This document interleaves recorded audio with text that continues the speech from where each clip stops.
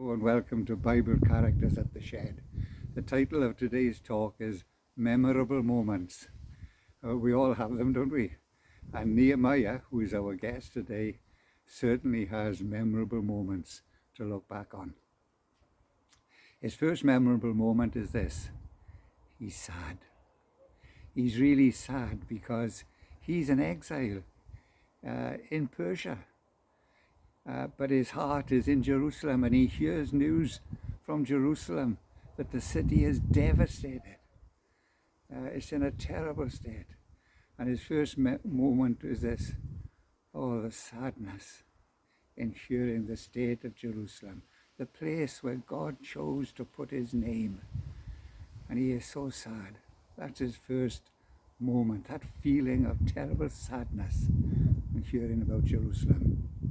His second memorable moment is that Nehemiah is a cupbearer to the king, King Artaxerxes. And on hearing this news, of course, he carries on with his work in the palace, and he's bringing wine into the king and the queen. And of course, his face gives him away. He can't hide his sadness, and the king says to him, why are you so sad? You're not sick, are you? And Nehemiah said, I've just heard terrible news from Jerusalem. The place is devastated. And the king said to him, what would you like to do? And this is the second memorable moment. He's quite scared, really, telling the king all about this. So what does he do?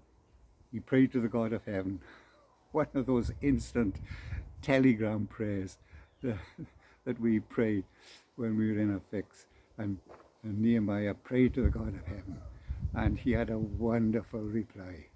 And the king gave him permission to go back to Jerusalem and to help in the work of restoring the city. So that's his second memorable moment. The third memorable moment was he's back in Jerusalem now, and the wall is half built. There's fierce opposition, but the wall is going up. And it's that moment where I'm sure he pauses for a moment, and he looks around him. He can see goldsmiths, he can see perfumers or chemists, he can see rulers, he can see merchants, he can see rulers, he can see priests, he can see Levites, and they're all helping to build the wall. And not only that, people from all over the place.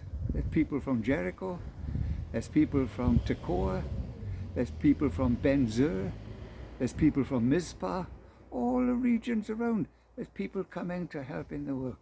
And that was such an exciting moment. He'd had his sad moment, he'd had his scary moment, but now this is a thrilling moment to see the work going on. People from all backgrounds, people from all areas joining together in the work. It was so wonderful. So those were three memorable moments. What are they saying to us? Well, just three lessons briefly.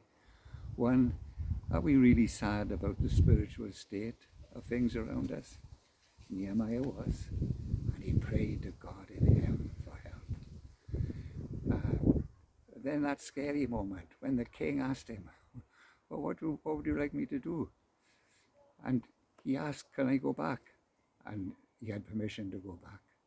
And isn't it a wonderful thing? Like just as Nehemiah prayed at that moment, we can pray not to just an earthly king, but to the King of Kings and Lord of Lords. We are coming to a king. Large petitions let us bring, for his grace and power as such. We can never ask too much. The words from John Newton, and that is true for us. And then lastly, oh, isn't it wonderful to be part of the work of the kingdom? People from all different backgrounds, different gifts, different trades and abilities, all joining together, building the kingdom. Oh, let us rejoice in that glorious thing. And let these three things be memorable moments for us too. God bless you, and have a good day.